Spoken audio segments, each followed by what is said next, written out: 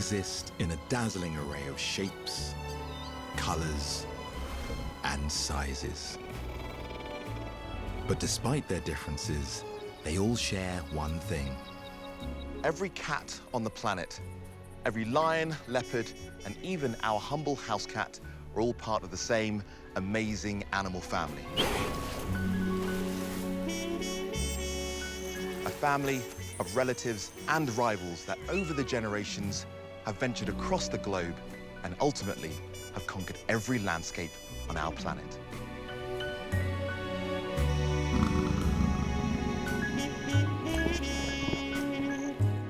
Today, there are 37 different species of cats on Earth. They roam the frozen plains,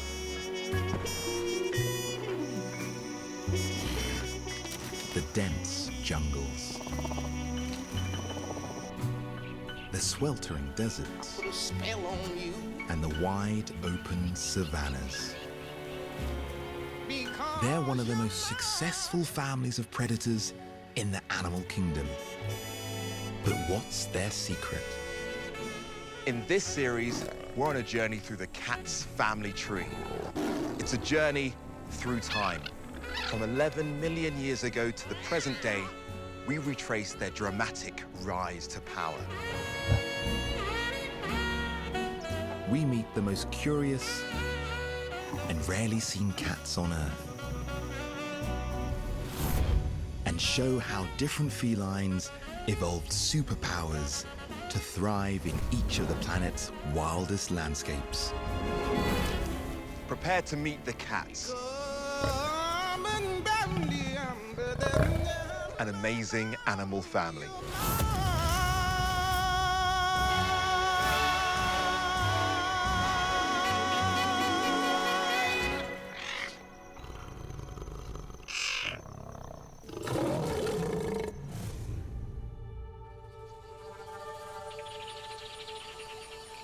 The story of the cat family begins here in the rainforests of Southeast Asia.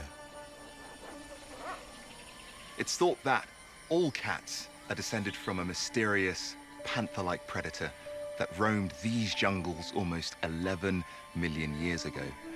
And under this canopy, we can get to the roots of the cat family tree. Because here, the cats on the most ancient branch of the tree still exist. This most primitive of all felines gives us a clue to what makes a cat and why they are the most successful family of predators.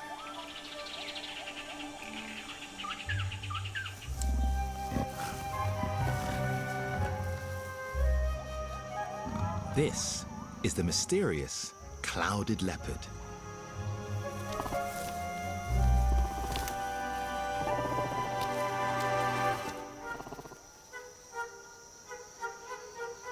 This ancient predator evolved in these jungles, and he's so at home here, he's sometimes more monkey than cat.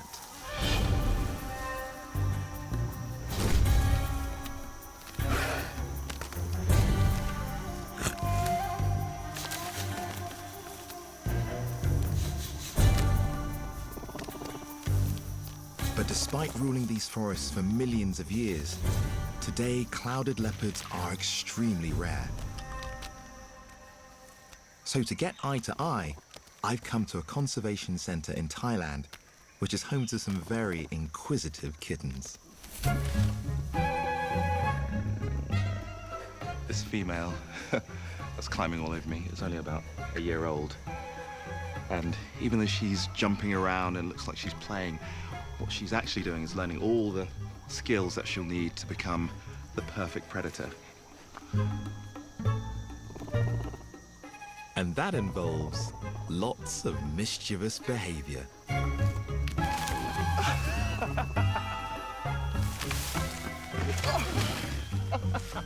As soon as I turn my back to them,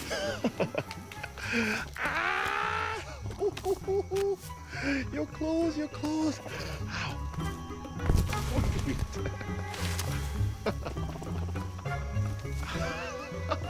They're usually quite gentle, but they can Oh!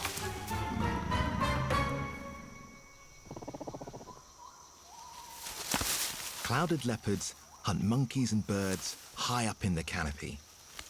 To do this, these cats have honed their acrobatic skills. Oversized paws and piercing claws allow them to scale vertical tree trunks. And with a unique bit of anatomy in their legs, they can get to parts of the canopy almost no other cat can reach. Wow. The clouded leopard is one of only a few cats that are known to be able to do exactly that, hang upside down. And that's because they have flexible joints in their ankles. These special skills help the clouded leopard conquer the jungles. But in this most primitive of felines, we also see the basic cat blueprint, traits that are shared across the entire cat family. At first glance, these youngsters look like a lot of fun. But if you take a closer look, you can see something far more interesting that relates to the success of all cats. Because from tooth to tail, they have a few basic building blocks that they share with all their cousins. Building blocks that make cats such formidable predators. Cats have sensory superpowers. They have excellent vision in low light 6 times better than ours. Highly sensitive whiskers detect tiny movements in the air, allowing them to hone in on prey. Cats are uniquely nimble. That's because their flexible spines can twist 180 degrees. But what really sets cats apart from all other carnivores are their weapons.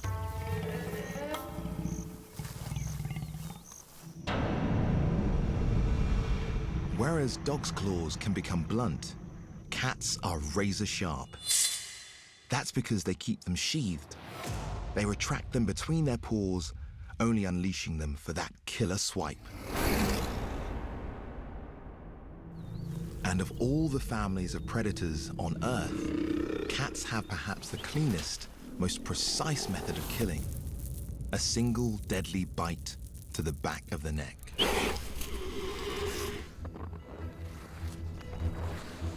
These are the basic building blocks shared by all cats. The winning feline blueprint. And as cats spread across the world, they continue to build on that blueprint, changing their bodies to suit each landscape they encountered. The cat family tree began to grow. From the first cat-like ancestor, new branches started to split away as different felines evolved. Each of these branches became home to very different types of cat. From the oldest and most mysterious, to their agile little treetop cousins. From powerful South American predators to the most successful cats on the planet.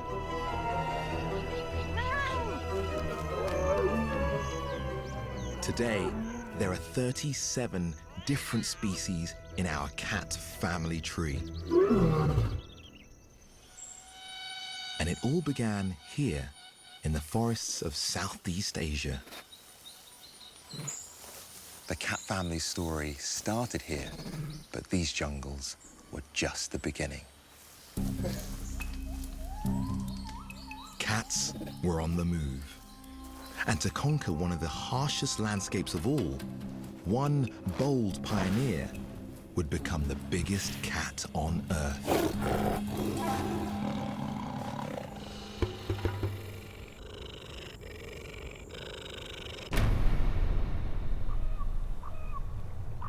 After conquering the jungles of Asia, the cat family began to spread into new territories. And to claim the frozen north, one pioneering feline used size, but also stealth. Somewhere in this shot is the biggest cat species on Earth. Despite its size, it's brilliantly disguised. Only when it moves is its cover blown.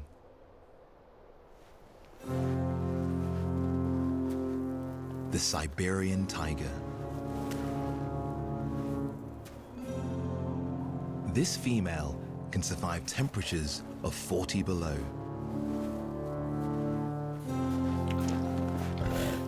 But how did a cat adapted to the steamy jungles alter its feline blueprint to conquer this frozen world? The answer is largely down to size.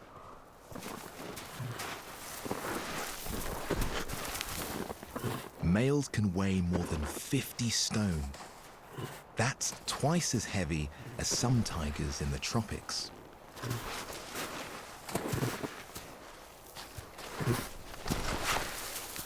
In cold climates, bigger bodies are much better at retaining heat.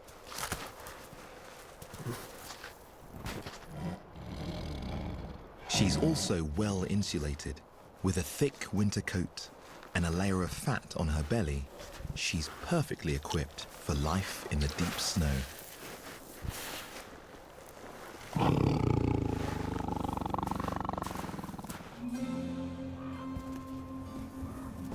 The Siberian tiger is living proof of how brilliantly cats can adapt to whichever landscapes they need to.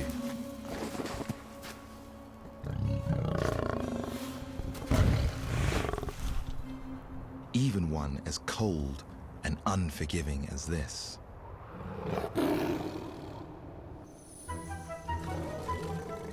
As cats moved and adapted to these different lands, they formed new branches on the cat family tree. Tigers sit on the most ancient branch, part of an early group called Panthera. But then something happened that would change the cat family forever and create a new dynasty in a very different part of the world.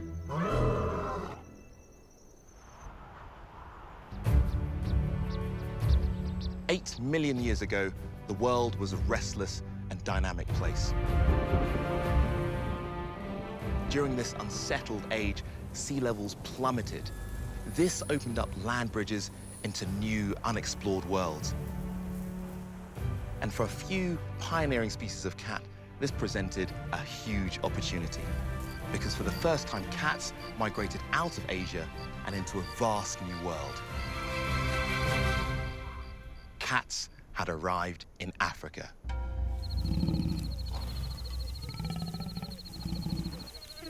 When we think of African cats, we might think of lions or cheetahs. But the cats that first stepped foot in Africa were an unusual and little-known group that still flourish here today. The caracal. This is a young female. Her delicate body is not much bigger than that of a house cat. She weighs less than 10 kilograms. But despite her slender frame, she's perfectly built for life on these desolate plains. Dark lines around her eyes help absorb the sun's intense glare.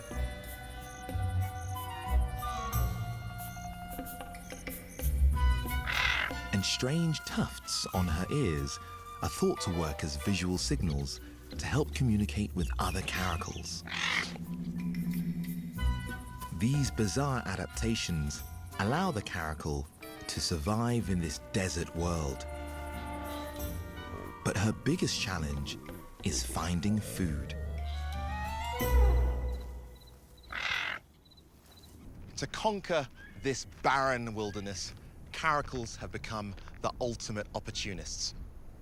Of all the cats, they hunt an exceptional variety of prey, all the way from tiny insects to powerful antelope.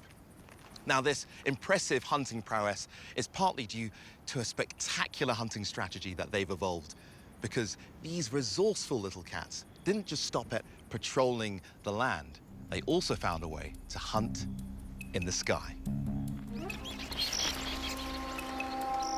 To see this for myself, I'm staking out a camel thorn tree.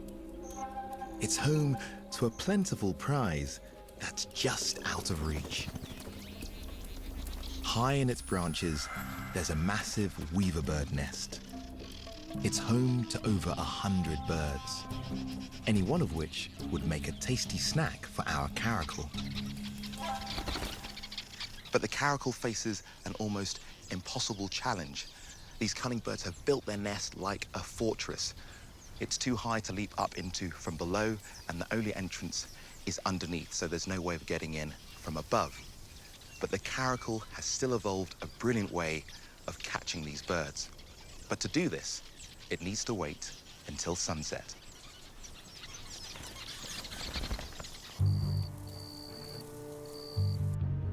As the sun goes down, the weaverbirds begin to return to their nest for the night.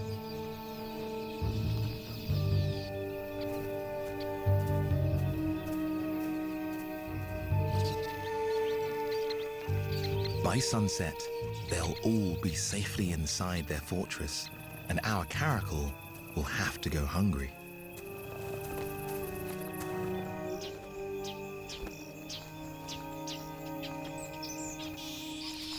She climbs into the branches, but the nest is impenetrable from above.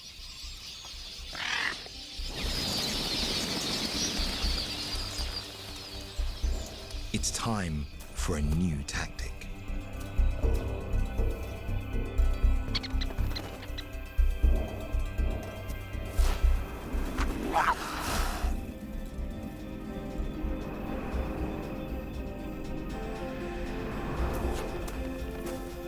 No luck this time, but she's not giving up.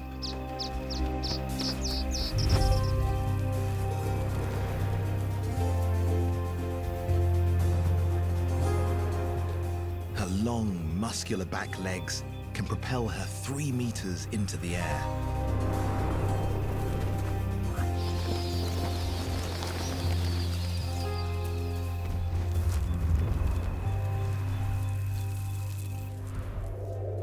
It's an aerial ballet like no other,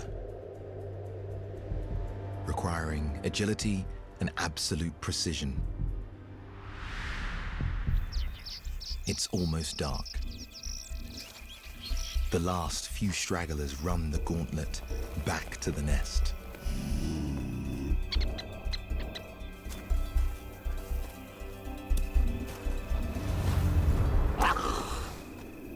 She takes another swipe, but just misses.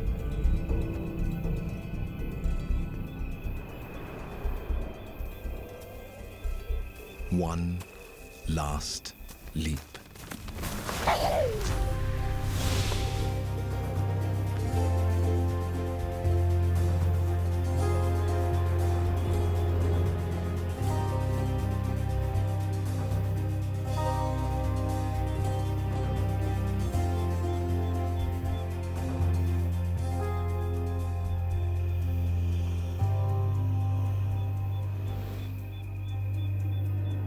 Tonight, this young caracal has certainly earned her catch.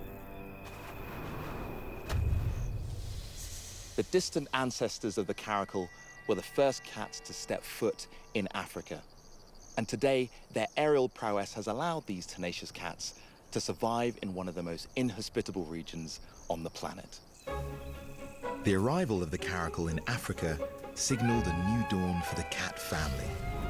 And amongst the waves of felines venturing here, one species went on to become the king of them all.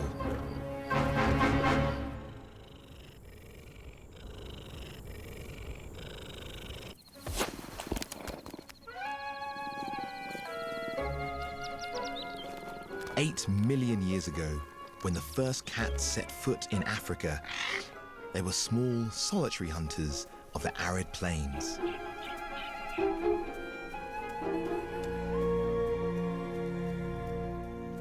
But then their cousins arrived, a new breed of feline giants that laid claim to the richest place of all, the African savanna, home of the lion. And here, lions did something quite unique. They gave up the solitary life and began to live in groups. Today, they are gang animals, forming prides of up to 30 strong.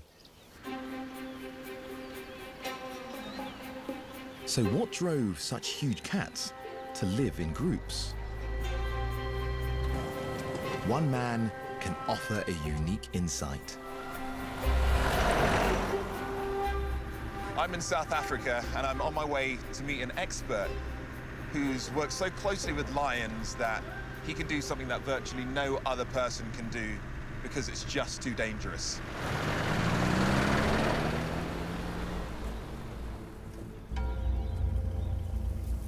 Hey, boy. Kevin Richardson, a big cat conservationist with a hands-on approach.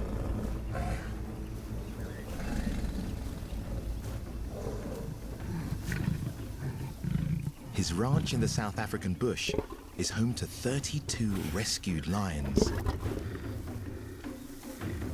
He's raised many of them from young cubs, and over 16 years, he's become part of the pride.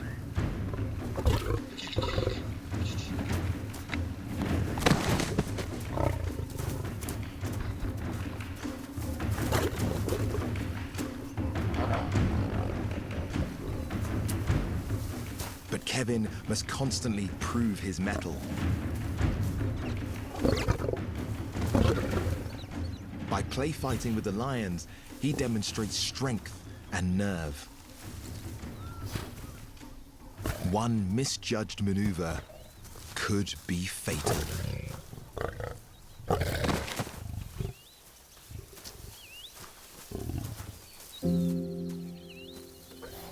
But lions are surprisingly tender animals. By participating in grooming sessions, he maintains a close bond.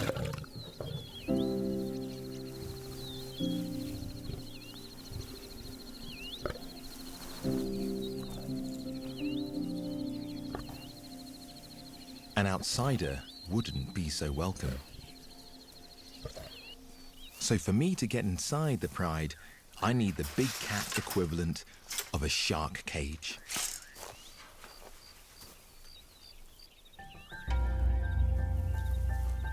The biggest, most dominant lion is also the boldest, and first to check me out. Bobcat. He is a big boy.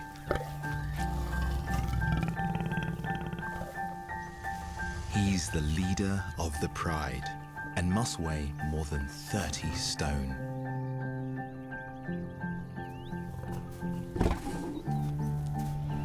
There's no way I want to mess with this guy. It's just a hunting machine. The top predator of the savannah. Here he comes again. Oh my God.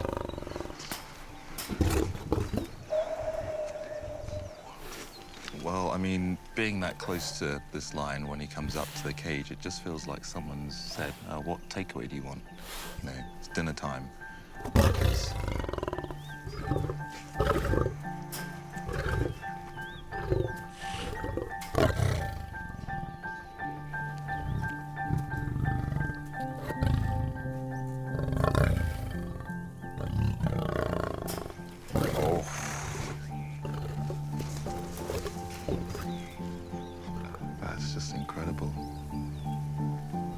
I could never imagine I'd be eye to eye to a lion of this size, of this magnitude. An animal which has so much raw power.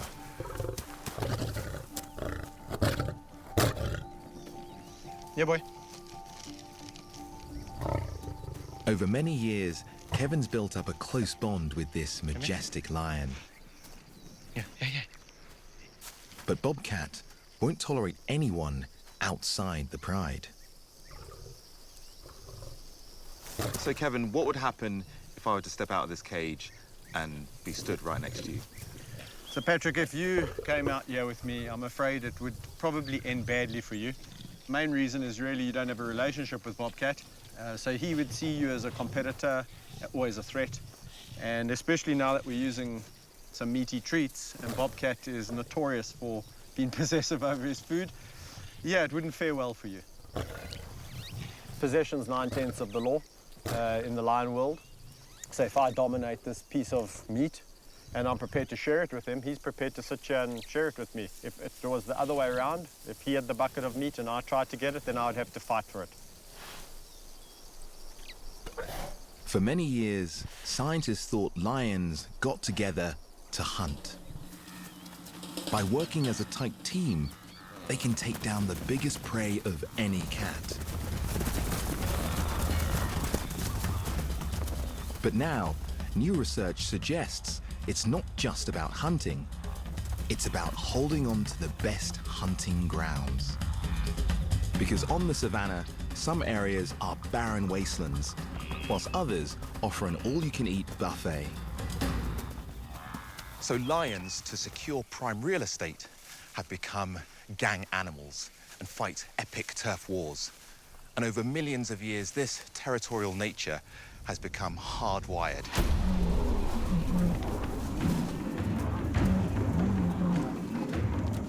It's the biggest prides with the most gang members that win these duels and claim the best territories. That's why lions ganged up.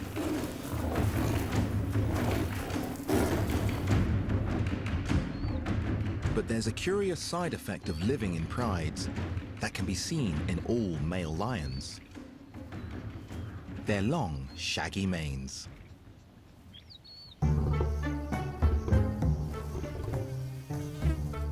Just like our hair, lion manes are quite varied.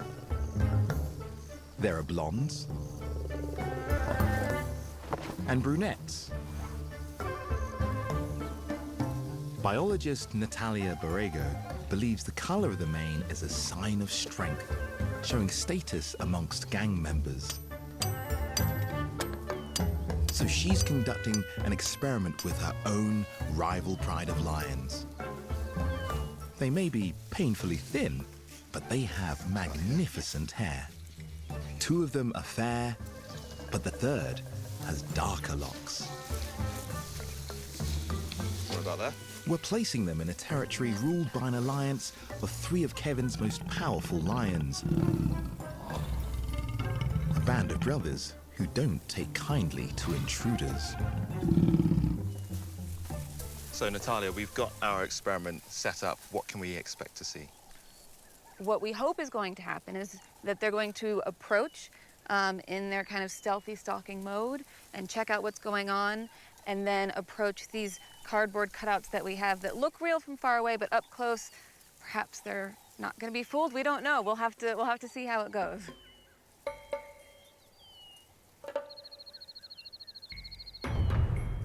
With our feline stooges in position and cameras rigged at every angle, it's time to call in the real lions by playing roars from a rival pride.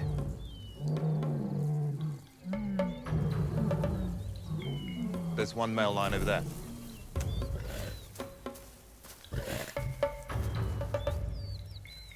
The band of brothers approach in tight formation, every sense trained on the intruders. But then they suddenly split up. Each locks onto a different target.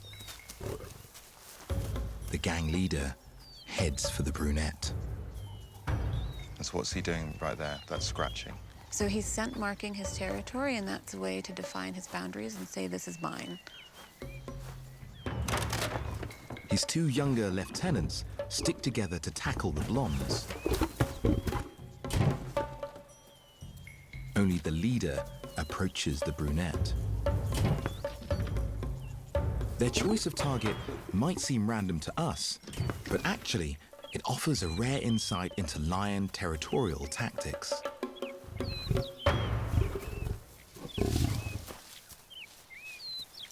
Okay, let's have a look at what's happened to our fake lions. Wow, okay, so you can see those stakes are completely bent as well. Oh, wow. Wow, look at that. They literally just touched those. I mean, they bent a solid iron bar. These are not flimsy bars, right? So imagine if they'd come in full force, what the damage would be. This was more than a show of strength. Natalia's experiment shows the power of mane color, because the darker the mane, the more dominant the lion. So if you have a darker mane, you get kind of first pick at a kill, you get higher nutrition. You also get first pick of the ladies, but you also have to kind of fight for it, as we saw here, where the dark-maned one took on the higher challenge. So for lions at least, blondes don't have more fun. Mane color gives lions a way of sizing each other up. The darker the locks, the stronger the lion. It's just part of a winning strategy that makes lions the undisputed king of the savannah.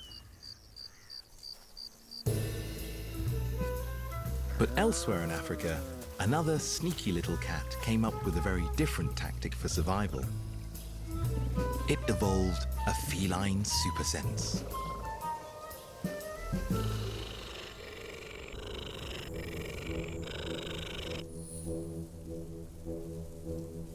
Soon after the cat family arrived in Africa, caracals were hunting on the dry, open plains.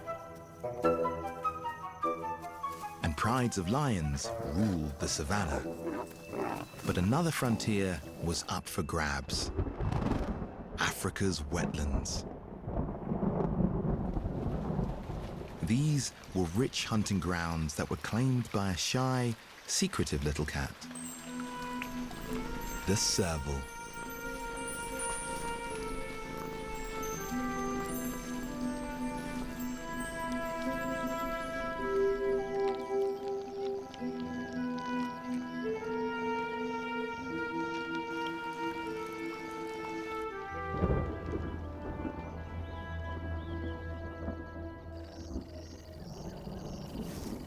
This young male is just a year old.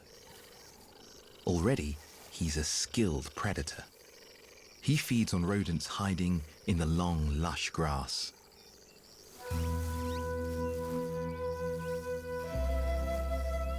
But unlike his cat cousins, who are primarily visual hunters, our little serval doesn't need to see his prey.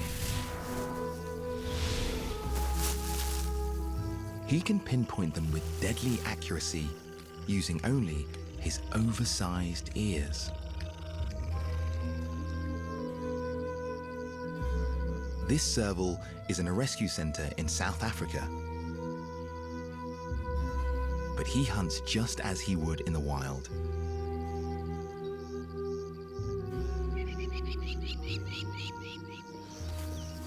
To see him in action, I'm hiding a speaker in the grass.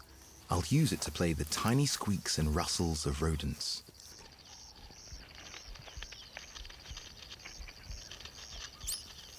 Our young male is 20 meters away.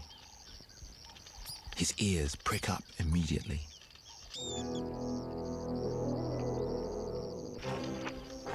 The serval's long, gangly legs and stretched neck raise his ears high above the grass so they can scan for sounds below. And you can see how it moves each of those ears independently, swiveling them round 180 degrees.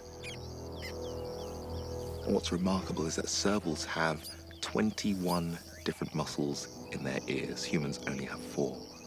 And that's how they're able to move them with such precision.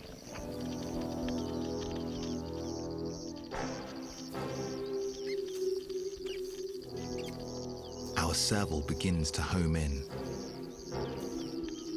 he's just 3 meters away. He's basically on top of that speaker.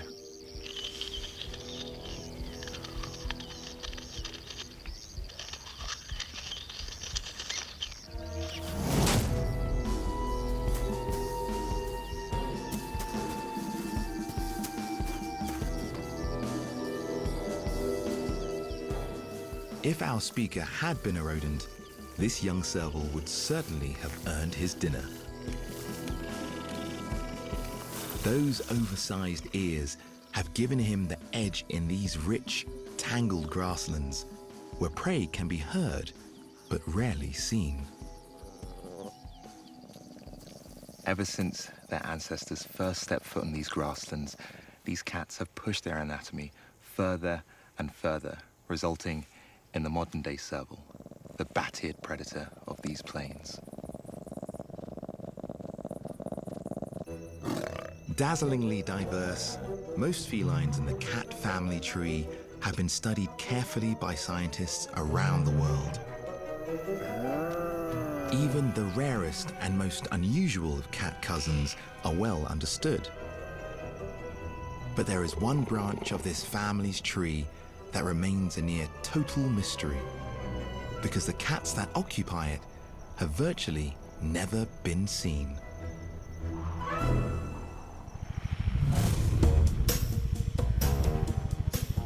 What can these elusive jungle predators tell us about the story of cats? I'm on a mission to track them down. I'm in Borneo. The rainforests beneath me are some of the oldest on the planet. It's in jungles like these that cats first arose, and today it still holds refuge to the most secretive of all cats. The tropical rainforests in this part of the world are home to more species of cat than anywhere else on the planet. One of them is so rare and elusive that until recently, it was thought to be extinct. To really appreciate just how special these cats are, we need to know the story behind their discovery. It all started with British explorer Alfred Russel Wallace, who travelled to Borneo over 150 years ago, and doing what Victorian explorers did best, upon finding this mysterious cat, he shot it. The recently deceased specimen was described as a long-tailed cat of nearly uniform reddish-brown colour. It became known as The Bornean Bay Cat. In the 150 years since, only a handful of people have laid eyes on this most secretive of cats. Perhaps because they're rare, but maybe because they've mastered the art of stealth. But now modern technology allows us to peer into their jungle world like never before. This forest has been rigged with 300 remote cameras.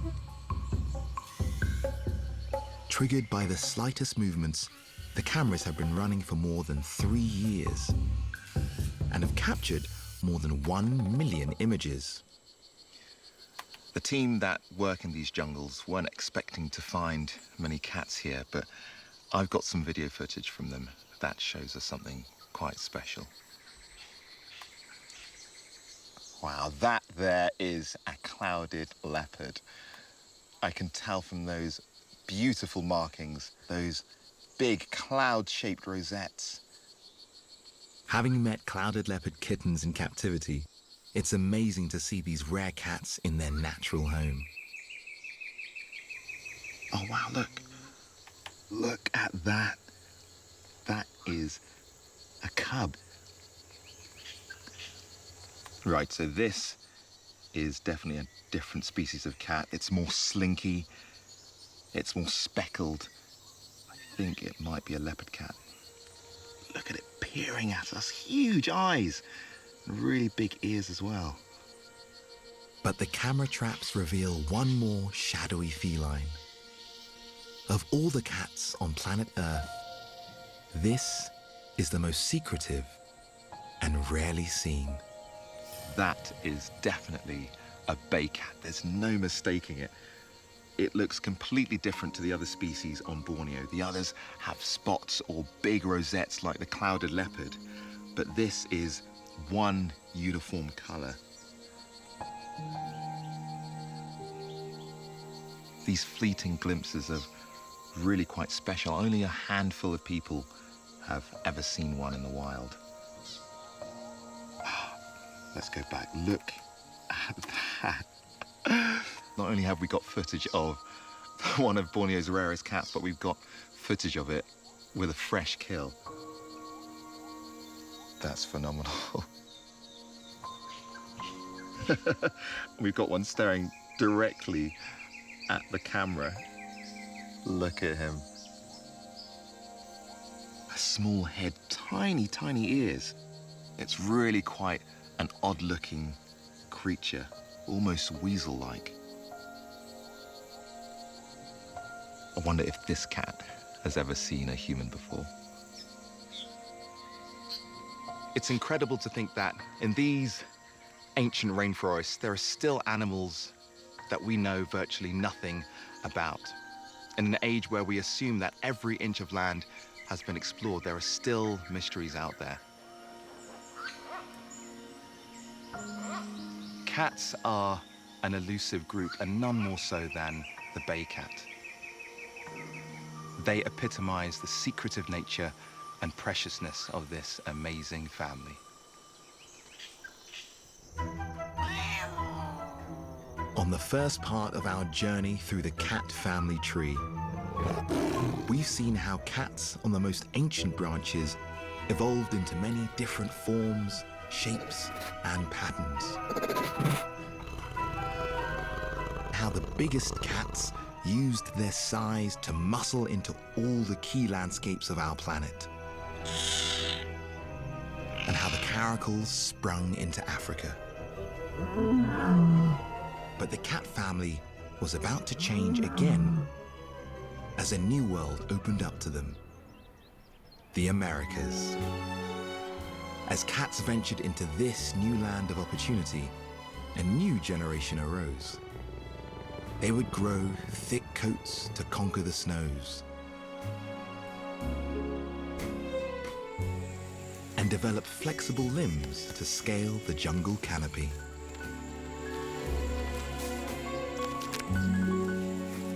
And ultimately, one crafty feline would come to live alongside us and become the most successful member of this amazing animal family.